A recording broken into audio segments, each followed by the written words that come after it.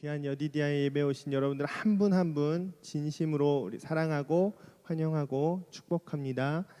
우리 옆 사람하고 인사 나누시겠습니다. 사랑하고 축복합니다. 이렇게 진심을 담아서 우리 축복해 줍시다.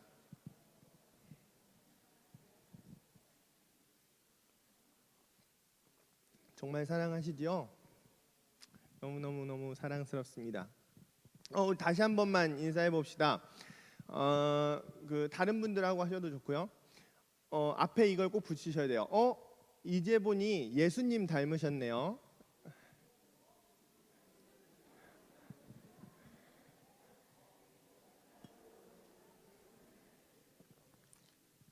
할렐루야.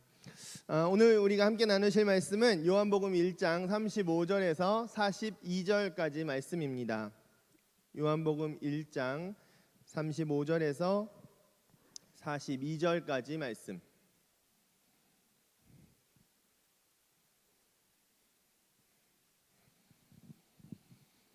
네, 다 찾으셨으면 우리 전능하신 하나님의 말씀 경외하시는 마음으로 한 목소리로 합독해 보시도록 하겠습니다. 시작.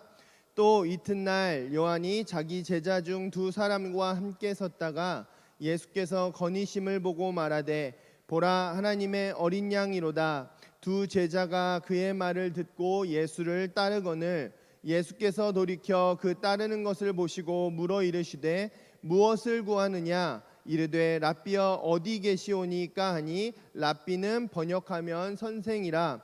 예수께서 이르시되 와서 보라. 그러므로 그들이 가서 계신 데를 보고 그날 함께 거하니 때가 10시쯤 되었더라. 요한의 말을 듣고 예수를 따르는 두 사람 중 하나는 시몬 베드로의 형제 안드레라. 그가 먼저 자기의 형제 시몬을 찾아 말하되 우리가 메시아를 만났다 하고 메시아는 번역하면 그리스도라. 데리고 예수께로 오니 예수께서 보시고 이르시되 내가 요한의 아들 시몬이니 장차 게바라 하리라 하시니라. 게바는 번역하면 베드로라. 아멘.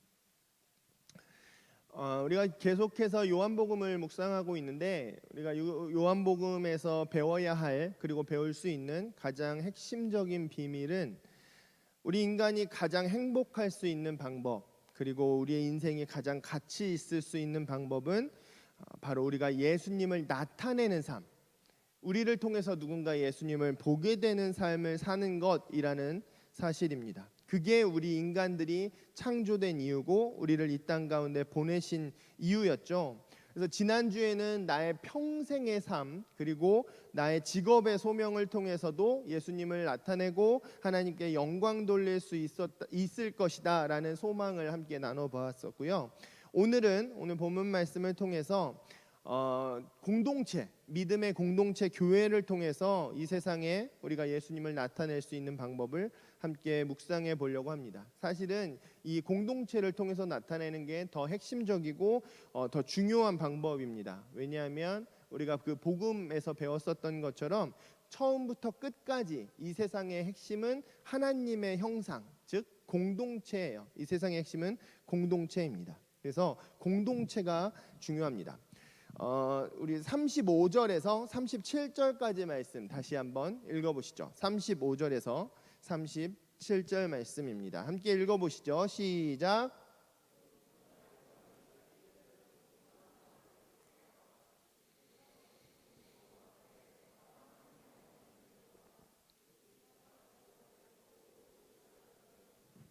아멘.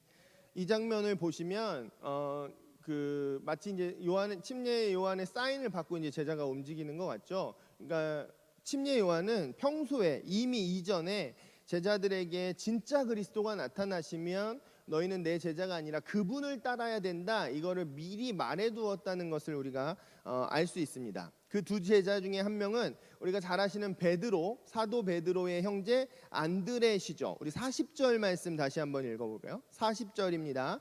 시작.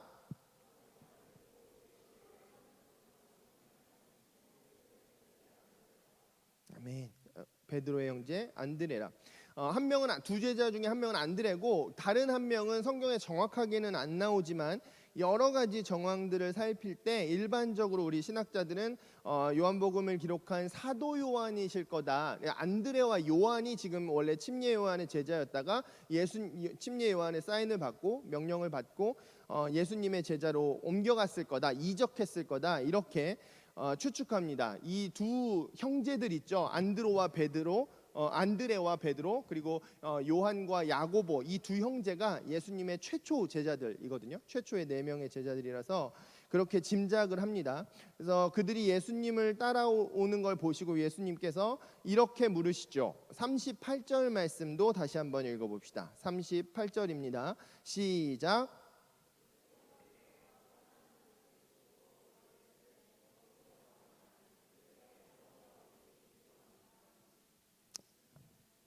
선생이다. 아멘.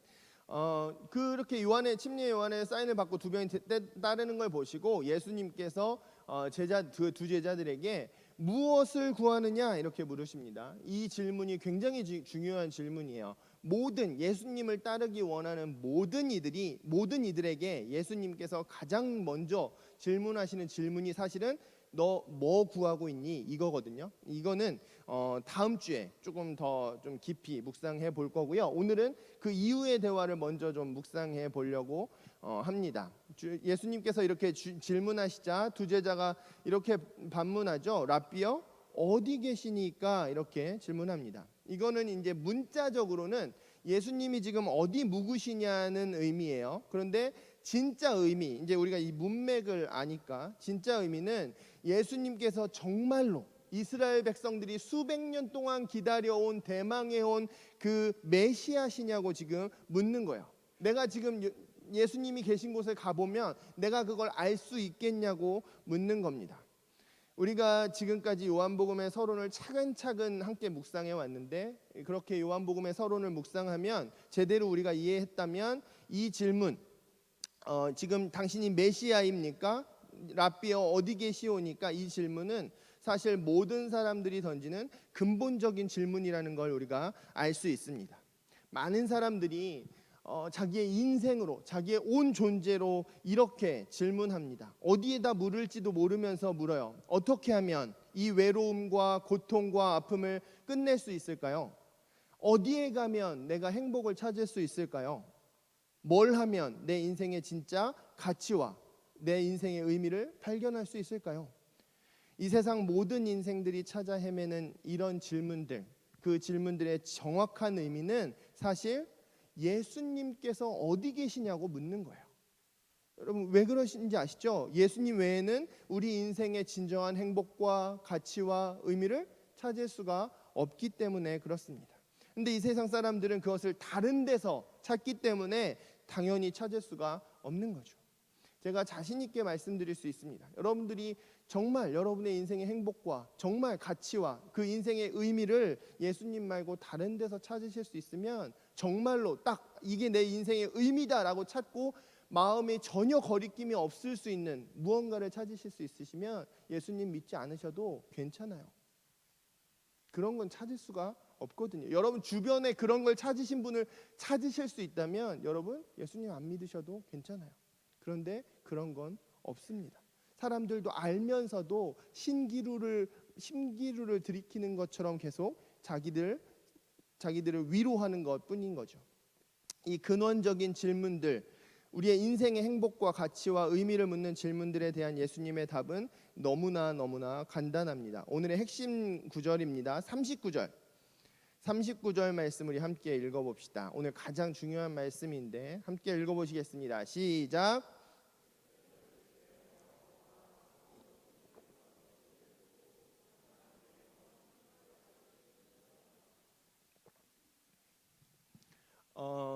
제가 맨 처음 사역했던 교회의 담임 목사님 방에 가면 담임 목사님 딱 책상 있고 이 벽에 양피지 같이 되게 멋진 종이에다가 이 말이 써 있었어요. 이 되게 유명한 말이거든요.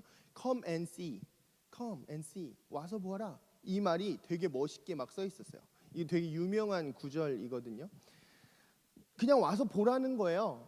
그 되게 근본적인 뭐랄까 어찌 보면 철학적인 어려운 질문을 하고 있는데 와서 보라는 거예요. 이거 너무 성의 없는 대답이 아닐까요? 그렇지가 않습니다. 왜냐하면 예수님께서 오직 예수님만이 모든 인생의 그 근본적인 그 근원적인 질문들에 대한 정확하고 올바른 해답 그 자체이시기 때문에 그렇습니다. 예수님이 답이에요. 이 세상 사람들이 인생의 가치, 인생의 의미, 인생의 행복에 대해 묻는 그 모든 질문들 어떤 형태를 띠든지 간에 정확한 해답은 예수님입니다. 그래서 예수님을 진짜로 만나면 그들이 찾아 헤매는 그 질문들, 근본적인 질문들에 대한 해답을 찾게 되는 것이죠. 그래서 예수님을 만난 안드레가 이렇게 고백합니다. 41절 말씀 한번 읽어보시죠. 41절입니다. 함께 읽어보시죠. 시작. 먼저 자기의 형제 시몬을 찾아 말하되 우리가 메시아를 만났다 하고, 내가 메시아를 만났다, 이 말은 이스라엘 민족이 수백 년 동안 찾아 헤매이던 그 답을 만났다는 거예요. 가장 근본적인 가치, 근본적인 의미를 찾았다는 의미입니다. 와서 보라, 이게 언제나 교회가 간직해야 할 해답이에요. 와서 보면 가서 전하게 되어 있어요. 데리고 오게 되어 있습니다. 또 나오죠. 45절과 46절 말씀 한번 읽어보시죠. PPT는 없을 텐데 성경 바로 밑에 45절과 46절 함께 읽어보겠습니다. 시작. 빌립이 나다나엘을 찾아 이르되 모세가 율법에 기록하였고 여러 선지자가 기록한 그 일을 우리가 만났으니 요셉의 아들 나사렛 예수니라. 나다나엘이 이르되 나사렛에서 무슨 선한 것이 날 수 있느냐? 빌립이 이르되 와서 보라. 와서 보라. 아이, 거기서 무슨, 와서 봐. 와서 보라니까. 그게 언제나 교회가 간직해야 될 해답입니다. 우리가 이 땅에 보내진 목적, 우리가 이 땅을 사는 목적이 예수님을 나타내는 것이고, 우리 주님께서 교회에 주신 지상 명령이 땅 끝까지 이르러 복음을 전하는 것이라고 생각했을 때, 우리가 어떤 선교적인 프로그램들, 어떤 운동들이 일어나는 것도 중요하지만 사실 교회가 진짜로 간직해야 할 핵심, 정말 핵심은 예수님께서 정말 이 안에 거하셔서, 정말 임재하셔서 누구든지 이곳에 왔을 때 예수님을 만나고 예수님의 향기를 맡을 수 있게만 된다면, 우리가 전도와 선교를 위해서 해야 할 일은, 할 말은 딱 하나밖에 없다는 거예요. 와서 봐. 와봐. 여기서 한번 봐. 그거면 되는 거예요. 그렇다면 중요한 것은 우리가 어떻게 그런 공동체를 가꾸어 갈 수 있느냐라는 거겠죠.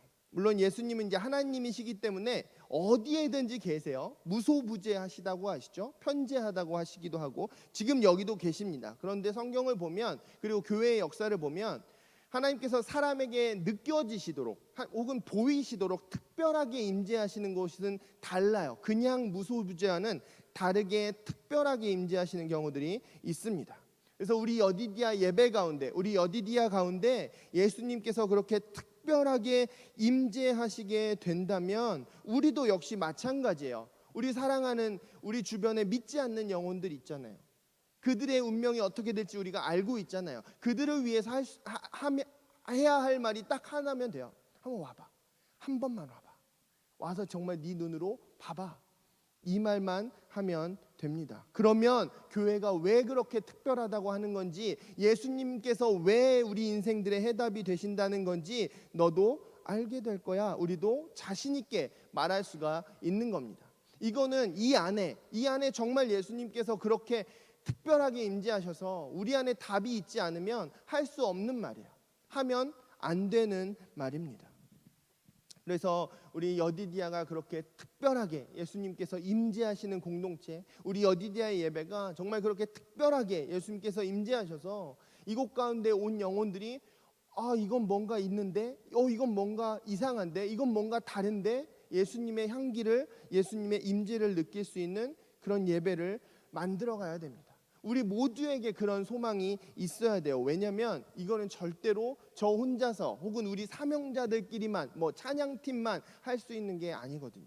이거는 우리 전체 공동체가 모두 함께 마음을 모아서 헌신해야만 가능합니다. 그리고 우리가 아무리 헌신하고 노력해도 그 위에 예수님께서 은혜를 부어주시고 기름 부어주시지 않으면 사람의 힘만으로는 절대로 불가능하죠. 그래서 교회 역사를 보면 그렇게 하나님께서 특별하게 임재하셨던 경우가 쉬운 건 아니에요. 그리고 자주 있는 일도 아니었었던 것 같습니다. 하지만 우리가 정말 우리 모두가 그런 마음을 모아서 우리 여디디아 예배를, 우리 여디디아 공동체를, 우리 대은교회를 그런 공동체, 예수님께서 특별하게 임재하시는 공동체로 만든다면 그거보다 더 강력하게 이 세상에 예수님을 나타내 보일 수 있는 방법은 없을 겁니다. 분명해요. 역사상으로 언제나 그래 왔습니다.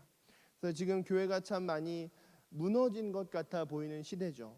그렇기 때문에 여러분들 마음 가운데, 여러분 영혼 가운데 그런 소망을 좀 품어주셨으면 좋겠어요. 그런 비전을 좀 가져주셨으면 좋겠어요. 누군가 정말 절망해서 내가 마지막 이 예배 한 번만 딱 드리고 인생을 끝내야지라고 정말 절망한 영혼이 여기 왔다가 예수님을 만나게 되는 그런 예배.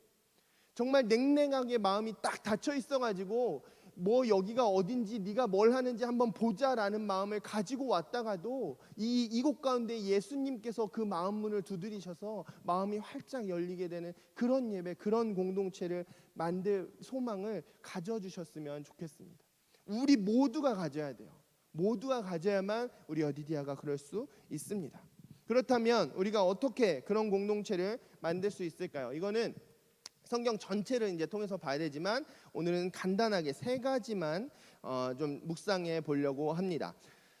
우리 여디디아가 예수님을 나타내는 공동체, 누군가 이곳 가운데 왔을 때 예수님을 만나게 할 수 있는, 예수님을 보게 할 수 있는 그런 예배 공동체가 되는 방법 세 가지. 첫 번째 방법은 뭘까요? 제일 먼저 떠오르시는 방법, 예수님을 느낄 수 있는, 경험할 수 있는 방법, 당연히 예배입니다. 예배. 우리 말씀을 하나 찾아보죠. 출애굽기 40장입니다. 출애굽기 40장.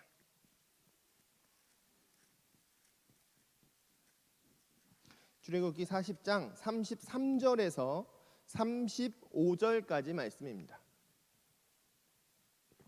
출애굽기 40장 33절에서 35절. 제가 가진 구약 성경으로 146페이지에 있습니다. 함께 읽어보시죠. 시작. 그는 또 성막과 제단 주위 뜰에 포장을 치고 뜰 문에 휘장을 다니라. 모세가 이같이 역사를 마치니 구름이 회막에 덮이고 여호와의 영광이 성막에 충만하매 모세가 회막에 들어갈 수 없었으니 이는 구름이 회막 위에 덮이고 여호와의 영광이 성막에 충만함이었으며. 아멘. 기본적으로 구약과 신약에서 하나님이 임재하시는 방법은 다릅니다. 그거는 여러분 아셔야 돼요. 이건 다음에 한번 나누겠습니다. 지금 신약은 이렇게 임재하시지는 않아요. 이유가 있어요. 근데 이제 그건 다음에 나누고, 중요한 것은 뭐냐면 모세가 이 앞에 이제 역사는 공사를 했다는 거예요. 성막을 하나님의 뜻대로, 성막 예배를 위한 처소잖아요. 예배를 위한 성막을 딱 완성하자 하나님께서 너무나 분명하고 정말 특별하게 임재해 주셔서 그곳 가운데 있는 모든 사람들이 느낄 수 있는 하나님의 충만한 임재를 경험할 수 있었다는 거예요. 이런 역사들이 일어났습니다. 이거는 솔로몬의 시대에도 일어나요. 역대하로 한번 가보시죠. 역대하 7장 1절에서 3절 말씀입니다. 제가 가진 구약 성경으로 664페이지입니다. 역대하 7장 1절에서 3절 말씀. 자, 함께 읽어보시겠습니다. 시작. 솔로몬이 기도를 마침에 불이 하늘에서부터 내려와서 그 번제물과 제물들을 사르고 여호와의 영광이 그 성전에 가득하니 여호와의 영광이 여호와의 전에 가득함으로 제사장들이 여호와의 전으로 능히 들어가지 못하였고 이스라엘 모든 자손은 불이 내리는 것과 여호와의 영광이 성전 위에 있는 것을 보고 돌을 깐 땅에 엎드려 경배하며 여호와께 감사하여 이르되 선하시도다 그의 인자하심이 영원하도다 하니라. 아멘. 여러분 이 장면을 머릿속으로 좀 그려보셨으면 좋겠어요. 이게 얼마나 멋지고 얼마나 감동적인 장면인지. 지금 여기 이 예배 자리에 이런 장면, 이런 임재가 임하면 우리가 얼마나 하나님께 감사하고 감동하고 감격할지 한번 그리고 소망해 보셨으면 좋겠습니다.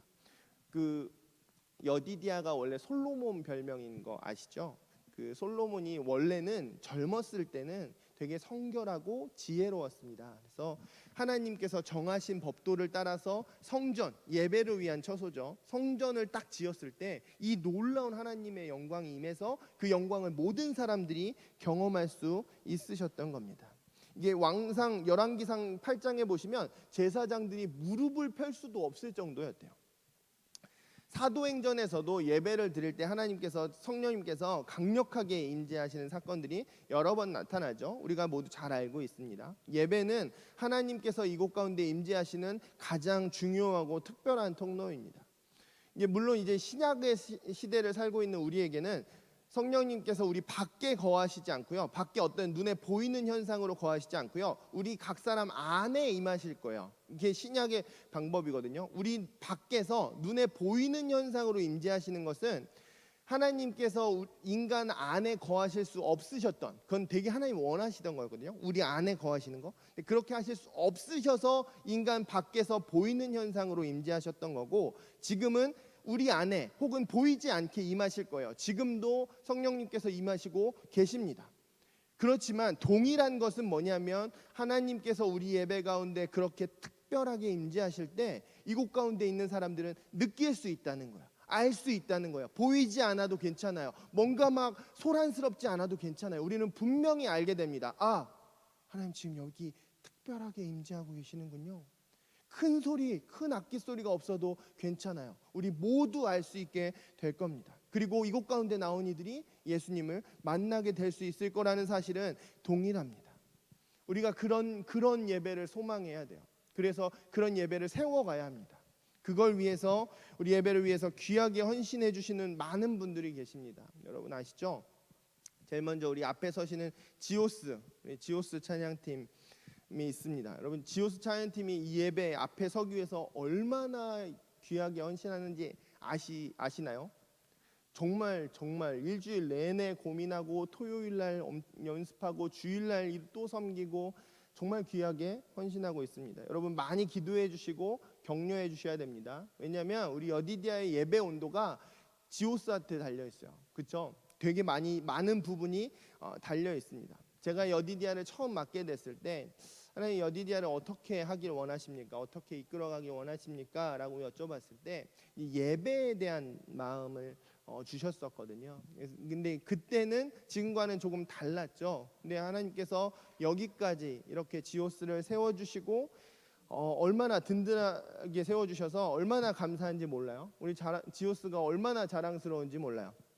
그렇지만 우리가 여기서 멈춰서서는 안 되겠죠. 이 정도면 되지, 이 정도면 우리가 충분하지라고 멈춰서면 안 되는 겁니다. 우리가 정말 큰 이 예배 가운데 그 특별한 하나님의 영광의 임재를 볼 때까지 우리는 계속 앞으로 나가야 됩니다. 지오스가 요즘 굉장히 탄탄해졌어요. 음악적으로도 굉장히 탄탄해졌습니다. 너무 감사해요. 그만큼 영적인 깊이도 깊어져야 돼요. 이 찬양팀에게 음악성과 영성은 두 다리 같은 거야. 두 다리가 없으면 우리가 뛰어갈 수 없어요. 다 같이 있어야 돼요. 그래서 음악성의 한 발을 내딛었다면 그 다음에는 영성의 한 발을 내딛어야 돼요. 우리 지오스 한 분 한 분이 삶 가운데서 더 말씀을 묵상하고 더 기도하고 더 거룩하게 우리 찬양의 가사들이 내 삶이 되기 위해서 치열하게 싸워주셔야만 합니다. 그리고 이 예배 가운데서는 하나님께서 지금 우리의 입술을 사용하셔서 듣기 원하시는 찬양이 무엇이신지, 그리고 나를 통해서 이곳 가운데 부어주시길 원하는 은혜가 무엇이신지 그 성령의 인도하심에 민감하셔야 해요. 물론 차근차근 하셔도 괜찮습니다. 그렇지만 멈추시면 안 돼요. 그래서 우리 여디디아의 예배의 온도, 우리 예배를 배울 때 불이 중요하잖아요. 불이 뜨겁지 않아서 재물을 갖고 왔는데 안 타면 제대로 예배가 드려질 수가 없는 거거든요. 우리 예배 온도가 지오스에게 달려있다는 그 막중한 사명을 가지고 더 귀하게 헌신해 주시기를 부탁드립니다. 우리 지오스 여러분에게 사랑의 마음으로 우리 감사와 격려의 박수 한번 드릴까요? 정말 귀하게 헌신해 주셔서 감사합니다. 우리 지오스가 이제 앞에서 예배를 위해 귀하게 헌신하신다면 보이지 않는 곳에서 이 예배를 위해서 아름답게 헌신해 주시는 아주 귀한 분들이 계십니다. 음향실 계시죠? 저기 위에 방송실 계셨어요. 어떤 분들은 저 방송실 한 번도 못 보신 분들도 계실 거예요.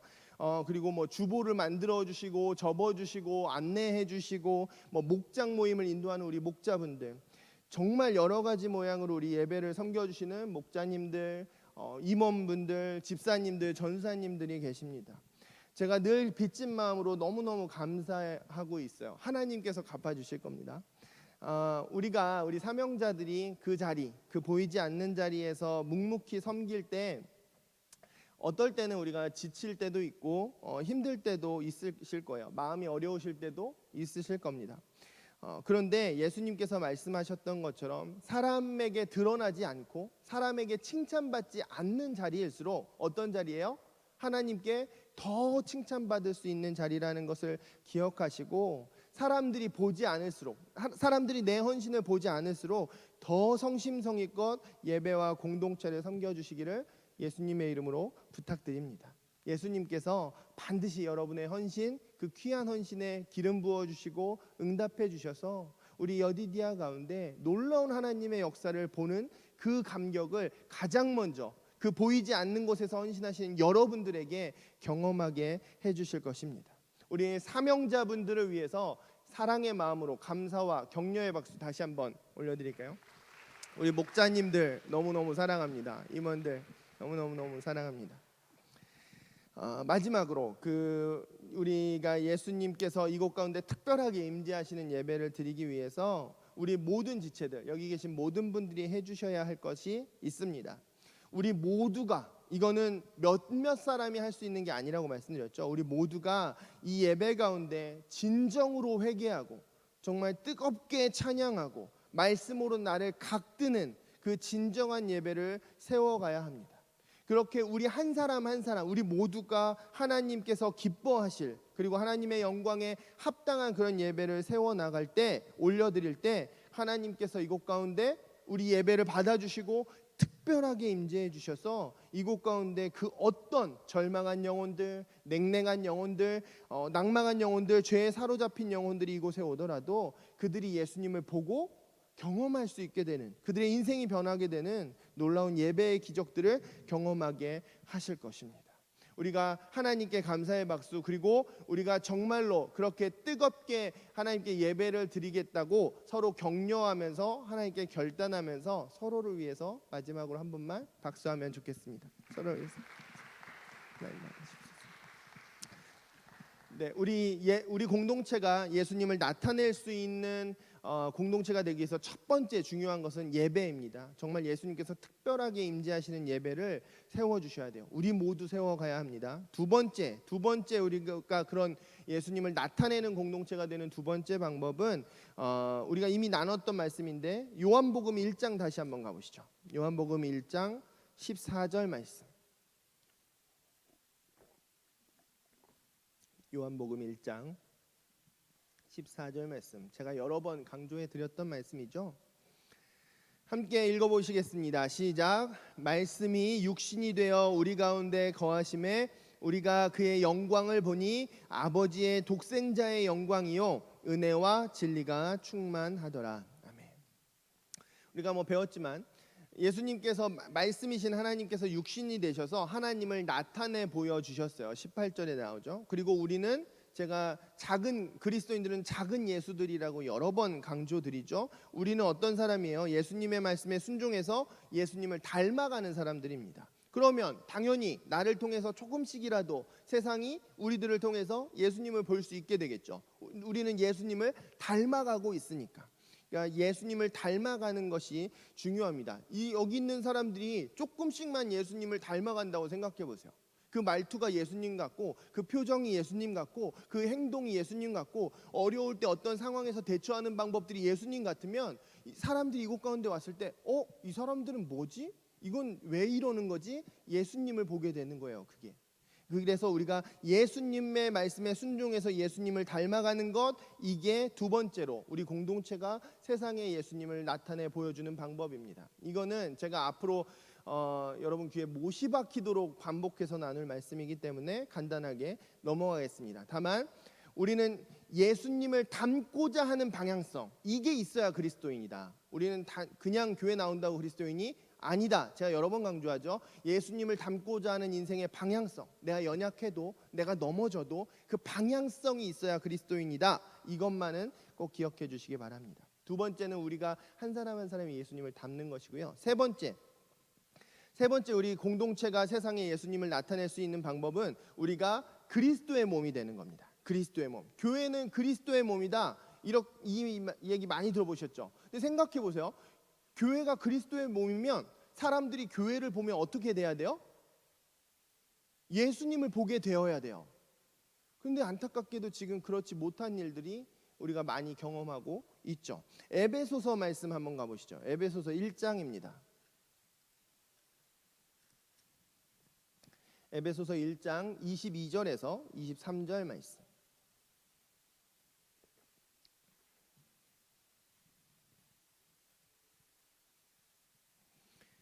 에베소서 1장 22절에서 23절 말씀 함께 읽어보겠습니다. 시작. 또 만물을 그의 발 아래 복종하게 하시고 그를 만물 위에 교회의 머리로 삼으셨느니라. 교회는 그의 몸이니 만물 안에서 만물을 충만하게 하시는 이의 충만함이니라. 아멘. 여기서 그 충만이라는 단어가 뭐라고 했죠? 기억나십니까? 플레로마 기억나십니까? 이 충만이라는 단어가 헬라어로 플레로마예요. 이 플레로마는 뭐라 했어요? 그냥 단순히 꽉 차 있다는 얘기가 아니고 흘러 넘친다는 의미예요. 플레로마는 물을 계속 부어서 이게 흘러 넘치는 게 플레로마입니다. 이 플레로마의 정의 제가 말씀드렸었는데 기억나시나요? 흘러 넘친다는 게 뭐냐면 하나님께서 나에게 주신 것을 다른 사람에게 나눠서 그 사람의 삶에 회복이 일어나는 거예요. 이게 성경에 보시면 율법의 원리, 전도의 원리, 모든 것의 원리가 사실 이게 다 플레로마예요. 하나님께서 나에게 주신 것을 다른 사람에게 나눠서 그 사람의 삶에 회복이 일어나는 것. 이게 그리스도인들의 유일한 삶의 방향성인 플레로마이고, 우리가 심판에서 마태복음 25장에 10달란트 받은 사람은 10달란트를 남겨야 상을 받잖아요. 그 10달란트를 남기는 방법이 플레로마였어요. 나한테 10달란트를 주셨는데 이 사람에게도 10달란트가 남게 되는 방법이 플레로마였습니다. 조금 뒤로 가셔서 에베소서 4장 말씀 한번 보시죠. 에베소서 4장 15절에서 16절 말씀.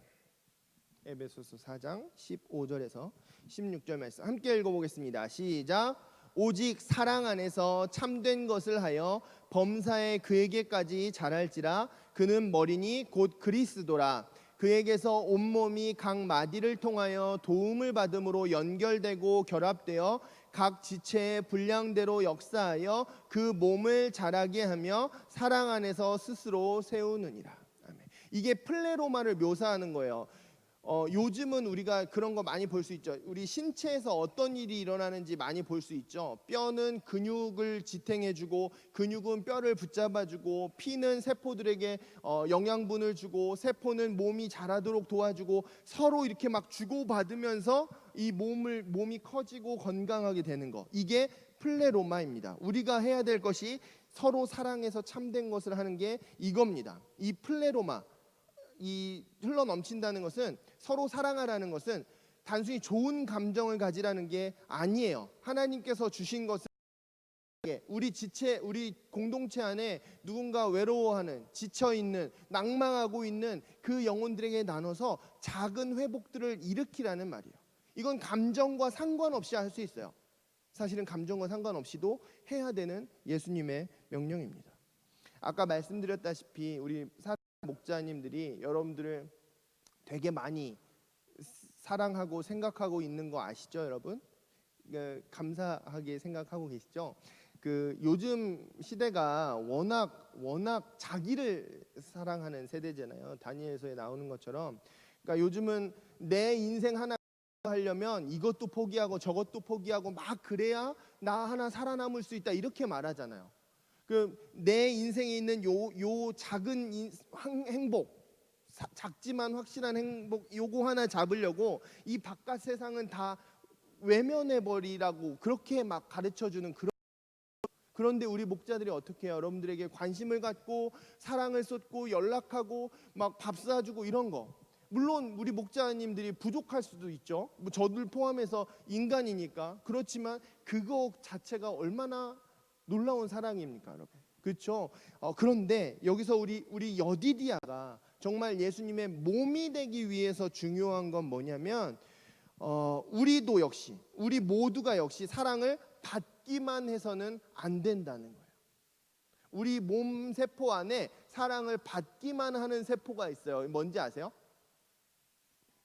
영양분을 받기만 해요. 막 받기만 해요. 암세포입니다. 암세포.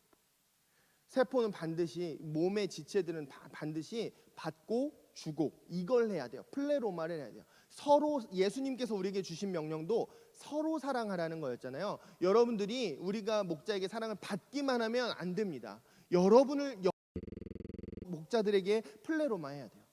여러분을 통해서도 우리 목자들에게 어떤 회복들이 일어나야 돼요. 여러분들도 목자들을 사랑해야 돼요. 뭐 거창한 거 아니어도 괜찮아요. 굉장히 작은 격려 한마디 이런 거라도 괜찮아요. 아주 작은 뭐 과자 하나 이런 거 괜찮아요. 그렇지만 여러분들 통해서 목자들은 우리 목원들 지체들을 서로 사랑하고 플레로마하고 지체들도 우리 목자들을 플레로마하고 그리고 우리 목원들 지체들끼리도 서로를 플레로마하면 그게 뭐예요? 우리가 진짜 그리스도의 몸이 되는 거예요.